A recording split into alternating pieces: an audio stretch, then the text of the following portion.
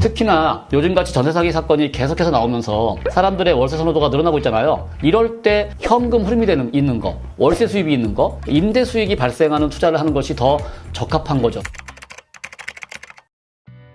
안녕하세요, 설마입니다. 제가 매주 금요일에 하는 라이브에서 요즘 시장에는 임대 수익형 전략으로 투자를 해야 된다라고 말씀을 드린 적이 있어요. 오늘은 그 얘기를 좀 해볼까 합니다. 임대 수익형 부동산에는 뭐가 있죠? 대표적으로 오피스텔, 상가, 지식산업센터 이런 것들이 있습니다. 이런 부동산들은요, 가격이 오르는 것을 기다리는 시세 차익을 노리는 그런 식의 투자를 한다기보다는 월세 받는 게 목표인 거예요. 즉 월세 받는 것을 목표로 투자를 하는 상품들입니다. 자, 그 중에서 최근에 오피스텔 관련해서 비슷한 시기에 발행된 재미있는 두 개의 기사가 있어서 가져왔습니다. 자, 첫 번째 기사인데요. 오피스텔 월세 수익률이 5%대 회복했다. 기사 내용은 2018년 이후로 지난 4월달에 오피스텔 수익률이 5%대를 넘었다. 그리고 전국적으로는 매매가는 하락세이나 일부 평형대에서만 상승을 보였다 라고 말하고 있습니다. 자, 두 번째 기사, 추락하는 수익형 부동산 경매 물건 쏟아지는데. 자, 기사를 보면요, 대표적인 수익형 부동산들의 거래량과 낙찰률이 감소하고 있다라는 내용입니다. 자, 두 개의 기사 내용을 보니까 어떻습니까? 자, 얼핏 보기에는요, 서로 다른 말을 하고 있는 것 같죠? 하지만 사실 이 두 개의 기사는 같은 말을 하고 있는 겁니다. 수익형 부동산들의 가격이 떨어지니까 자연스럽게 수익률이 회복되고 있는 거예요.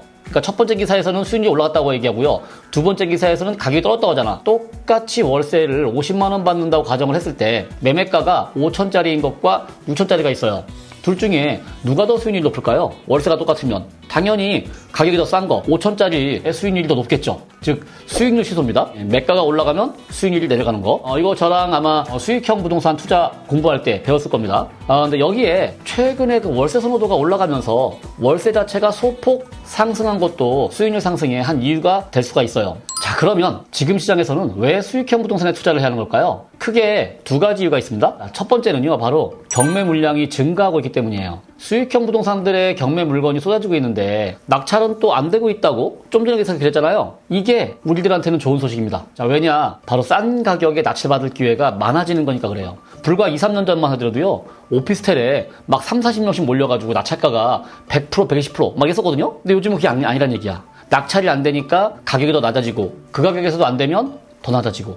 요즘 그래서 웬만한 오피스텔들이 다 1회 유찰, 2회 유찰이 기본입니다. 자, 이렇게 매가가 낮아질수록 우리한테의 수익률은 상대적으로 올라가는 겁니다. 그러니까 월세가 올라가서라기보다는 월세는 그대로 있는데 매가가 떨어지니까 월세는 수익률 자체는 올라가는 현상이죠. 자, 두 번째, 이제는요, 가격이 오르는 시장이 멈췄기 때문입니다. 유튜브 영상에서 항상 그런 얘기 많이 하잖아요. 이제 보합기다. 당분간은 보합세 또는 약보합세 시장이 될 것으로 저는 보고 있잖아요. 많은 분들도 그렇게 생각하고 있는 것 같더라고요. 그렇기 때문에 왜 지난 한 7년간의 그 대세 상승기 있었죠. 2016, 17년서부터 2020년까지 이때 투자했던 방식이 지금은 더 이상 유효하지 않은 거예요. 그러니까 전에는 막연하게 사놓고 갭 투자해놓고 있으면 올랐단 말이에요. 항상 올랐었어요. 근데 이제는 막연하게 갭 투자해놓고 있을 때 이게 언제 오를지 아무도 몰라요. 기다리다 보면은요, 지쳐요. 그러니까 투자자들이 지치는 시장이 된 겁니다. 이럴 때는요, 현금 흐름이 있는 거, 월세 수입이 있는 거, 임대 수익이 발생하는 투자를 하는 것이 더 적합한 거죠, 시장 상황이. 그러니까 투자자들도요, 뭔가 현금이 도는 거를 선호하게 됩니다. 지난번 라이브에서 다가구 주택도 더 이상 갭 투자하는 게 아니라 월세 세팅을 해야 된다 라고 말씀을 드렸잖아요. 그런 맥락에서 말씀을 드렸던 거예요. 특히나 요즘같이 전세 사기 사건이 계속해서 나오면서 사람들의 월세 선호도가 늘어나고 있잖아요. 이럴 때 임대 수익형이 더 잘 먹히는 거죠. 또 반대로 말하면요, 전에는 전세가 잘 들어왔어. 그러니까 갭 투자가 됐던 겁니다. 근데 사실 전세를 들어오는 걸 좀 두려워해요. 그러다 보니까 차라리 월세를 놓자. 대략 월세가 잘 나간다. 이런 얘기예요. 자, 그러면 이제 어떻게 투자를 해야 될까요? 너무나 당연한 얘기게도요, 매가 자체를 낮춰야 되겠죠. 즉 내가 싸게 산다는 얘기예요. 근데 싸게 사기에 가장 적합한 투자 방법이 뭐예요? 바로 경매죠. 금매든 경매든 싸게 사면 되는 건데, 그 중에서도 경매가 싸게 살 수 있는 가장 일반적인 방법입니다. 그래서 경매를 통해서 매가를, 내가 입찰가를 낮추면 수익률은 자연스럽게 오르게 되는 겁니다. 그리고 임대 수익형 물건을 내가 하겠다 했을 때 수익률의 기준을 세워둬야 됩니다. 기본적으로 그 수익률의 기준은요, 저는요, 일단 6%를 잡아요. 제가 잡는 기본 수익률입니다. 예를 들면 한번 경매 사건 하나 같이 볼까요? 서울 황학동에 있는 오피스텔이 있는데요. 자, 이 오피스텔이 경매에 나왔는데 네이버 시세입니다. 그것만 봤을 때 대략적으로 월세가 보증금 1,000만 원에 월세가 한 65만 원 선인 것 같아요.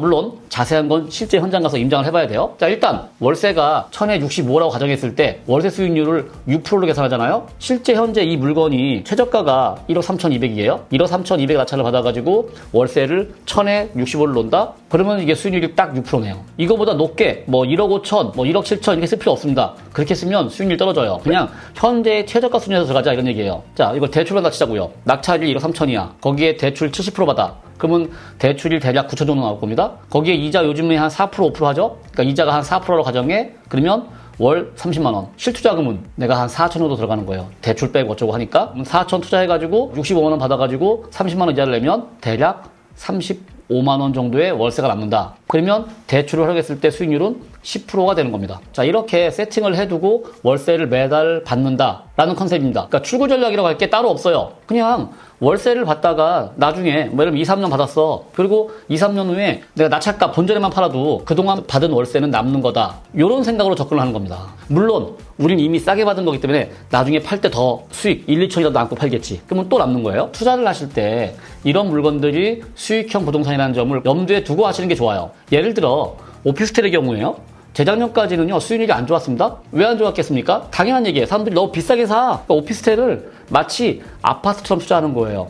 사놓고 있으면 오르겠지. 혹시 그런 거 기억나세요? 작년, 재작년에 막 하이엔드 오피스텔, 뭐 아파텔 이러면서 이런 것들을 마치 아파트처럼 아파트의 기준에 맞춰서 투자했었어요. 아파트처럼 투자한다는 게 뭐야? 바로 시세 차익을 노린다는 거죠. 그러니까 오피스텔은 전형적인 수익형 부동산이에요. 월세를 따박따박 받는 게 목적인 거지. 이거를 사놓고 가격이 올라가를 기다리는 게 아니라는 얘기입니다. 즉 월세를 받는 것을 목표로 투자하는 부동산 유형 중에 하나입니다. 오피스텔은요. 그런데 이것을 단기간에 시세 차익을 노려서 투자한 사람들이 많아졌었어요. 실제로 당연히 초기에 들어가신 분들은 돈 벌었을 겁니다. 왜? 그때는요, 특히나 20년대 초반은요, 2019, 20, 21년 이때는요, 아파트, 빌라, 오피스텔, 건물 할 것 없이, 땅 할 것 없이 부동산들은 다 올랐잖아. 그러니까 그때 들어가서 돈 번 거야. 그걸 돈 번 걸 보고 사람들이 나도 들어가. 근데 그 위에 들어간 사람들은 뭡니까? 흔히 말하는 꼭지에 물린 거죠. 이분들은요, 더군다나 가뜩이나 비싸게 샀는데 그 이후에 금리는 또 어떻습니까? 금리까지 올라갔네?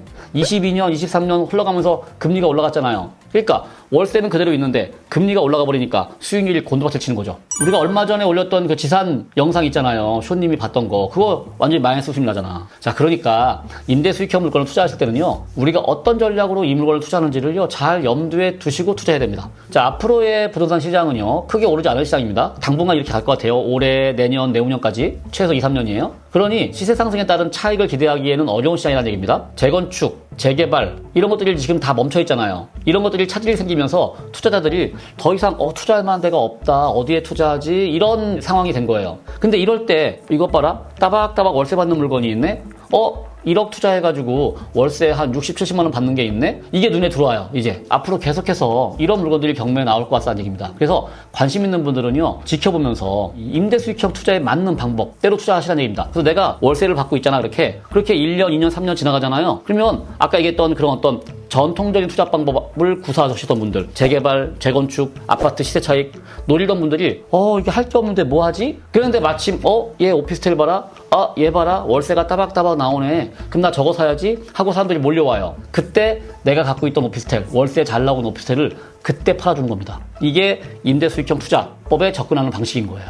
자, 오늘 영상은 여기서 마무리하도록 하겠고요. 다음 영상에서 또 뵙도록 하겠습니다. 자, 이만 안녕.